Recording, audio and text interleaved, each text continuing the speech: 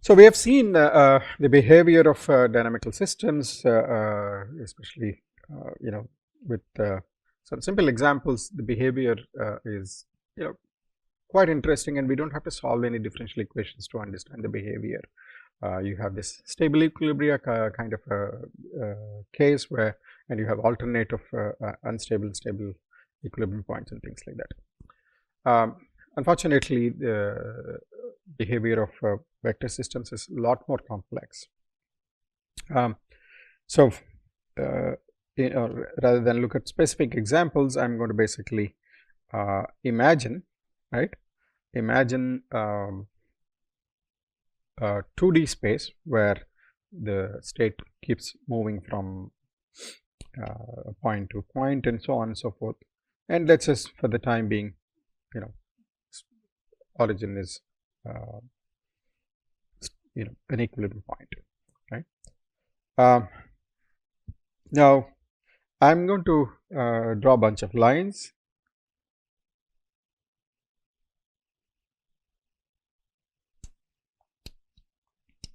Okay, so this is what I'm trying to say is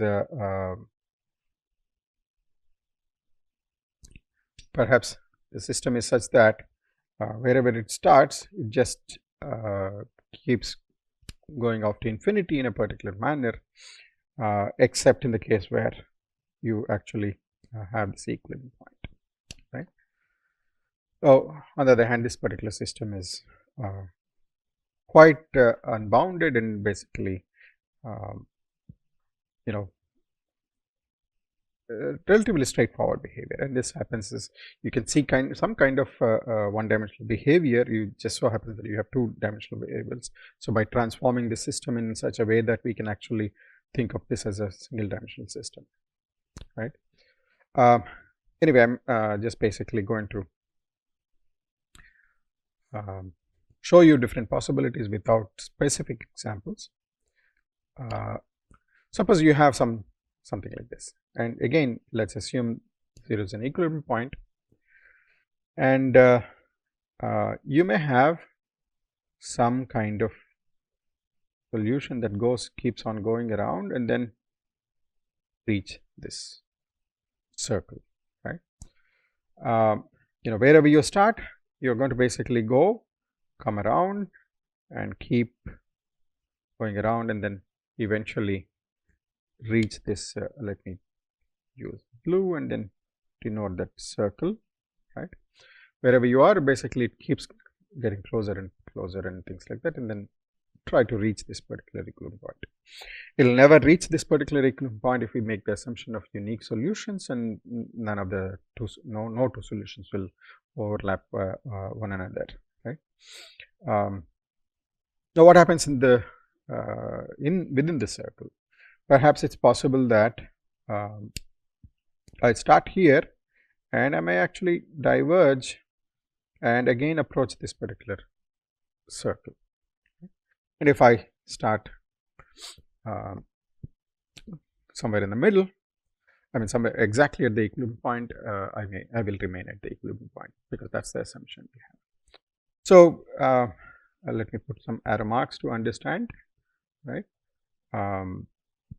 So you have this kind of behavior where you start within the circle, you will reach the circle in the asymptotic behavior of this particular path is going to be that circle.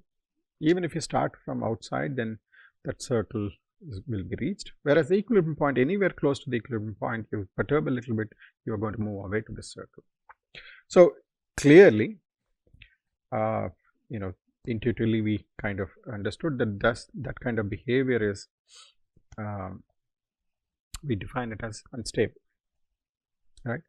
And so far, at least through the examples that we've been seeing, this stable and unstable behavior is one where we have an equilibrium point, right? And from a controls perspective, that's how we would like to get some particular behavior, typically a target point and things like that, right? But in this particular case, we have an entire circle, okay, is stable, right? One of the questions will come up is basically what happens if you start within the circle, right? And intuitively speaking, if you start within the circle, you will remain on the circle. And when you have a set, right, when you have a set and you remain within the set, such sets are called invariant sets. Okay. So let me kind of use a notation. So remember, our notation for a flow is something like this. Okay. Now a set M is invariant if x0 M implies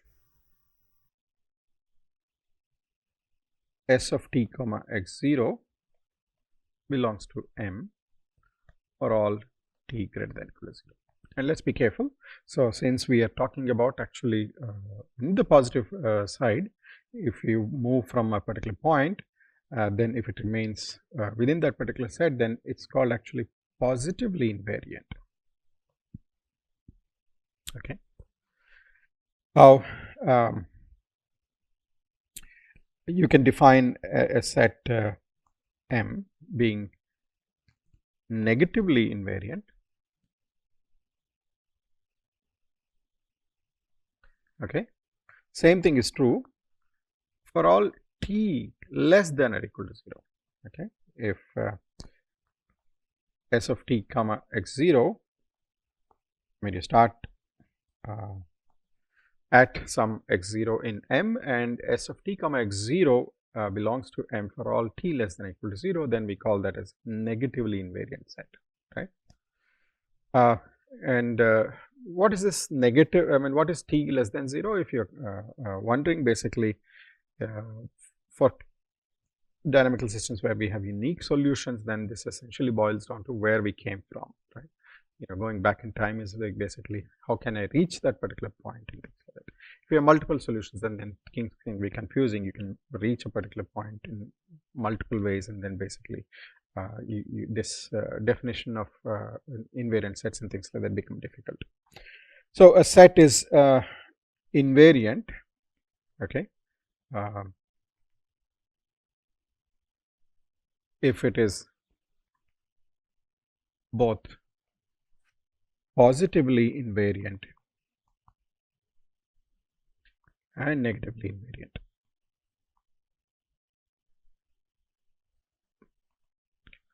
What is the simplest example of an invariant set? An equilibrium point, right? All equilibria are invariant sets, right?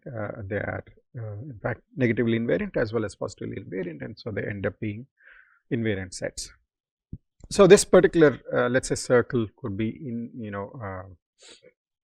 invariant, both positively and negatively, and therefore we can actually talk about stability of invariant sets, though we may not really go through that kind of concept in detail in this particular course, but we can actually think of behavior where sets are stable, typically invariant sets are stable, and that's quite useful actually in practice, because sometimes we may not just want to get to a particular point, but we want to reach a periodic behavior or some kind of behavior. So that brings us to the question of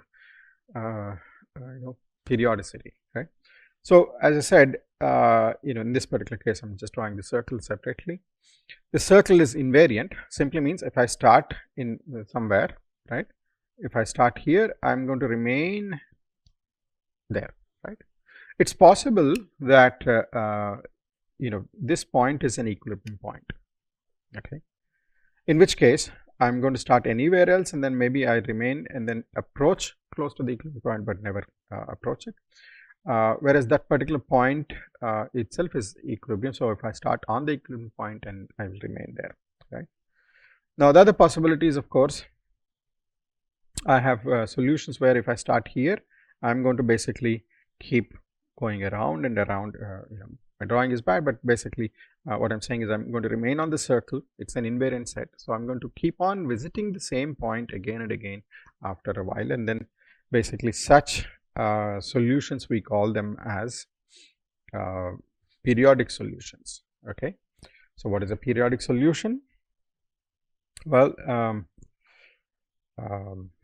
let's say I start at x0 and then I find that s of t comma x0 is also x0, right.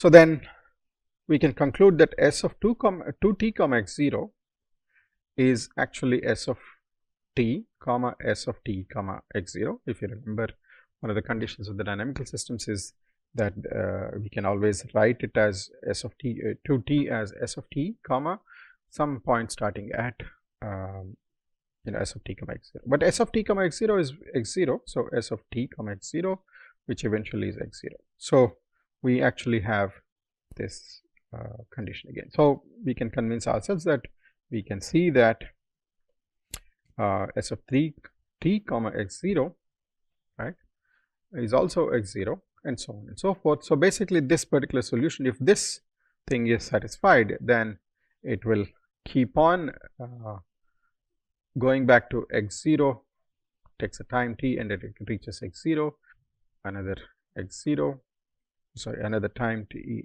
it will reach x0, and so on and so forth, right. So such behavior is called periodic behavior, and you can see that basically you have a solution from x0 to x0, right, some points in between. They also will have exactly the same behavior, right. How do I know that? We use this kind of this thing. So if I have some s of x s of t comma x0, then s of t plus t comma x0 is going to be equal to s of t comma s of t comma x0, which of course is equal to s of t comma x0. So showing that these two will behave like that. So any point in between, as long as we start with this particular condition, we will have periodicity of multiple other such points. In fact, the solution between x0 and s of t comma x0, all those points will have the periodic behavior, and the entire, all that set, the set that's going from s of loosely, I'm going to basically do this.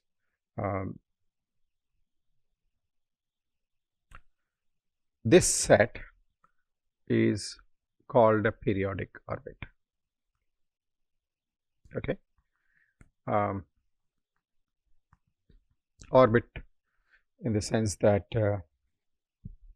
we'll get to that word later, but basically for the time being we're going to call it as orbit. So of course the question is basically, can we call t as period?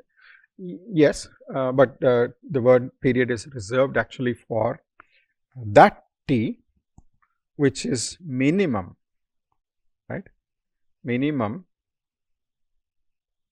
such that s of t comma x0 is equal to x0.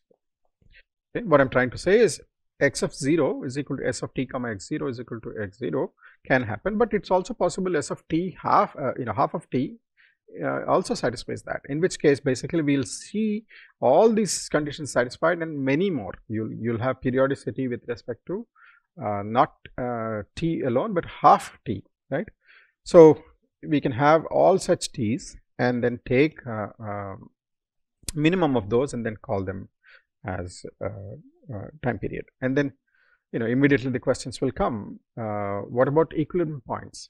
If we take this definition and apply to equilibrium points, and you will see that every t greater than 0 becomes its period. Basically it will impose a periodic behavior, and there's no minimum in that particular case, because here the condition that we look for is actually t positive, and you have every positive number induces a periodic behavior, and there is no minimum in that particular case. You use this concept called infimum. If you're not familiar, you can think of it as simply a minimum, and that minimum happens to be 0, that infimum happens to be 0, and that kind of contradicts the definition. So, there is some confusion whether we want to include equilibrium points as periodic behavior or not, because what happens is some of the behavior we see in periodic orbits actually can be trivially specialized to equilibrium points, but we typically want to see a periodic behavior as non-trivial behavior. So, we assume the t greater than 0, and the question is whether this minimum exists or not is always a question, and then we will leave it for an advanced time at this point, right. So, what are the various things that we have seen so far? We have seen equilibrium points,